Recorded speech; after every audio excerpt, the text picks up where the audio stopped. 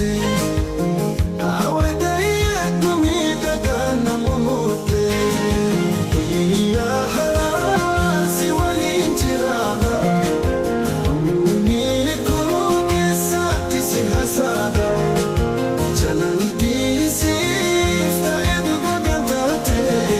simali fitagada garatu nagate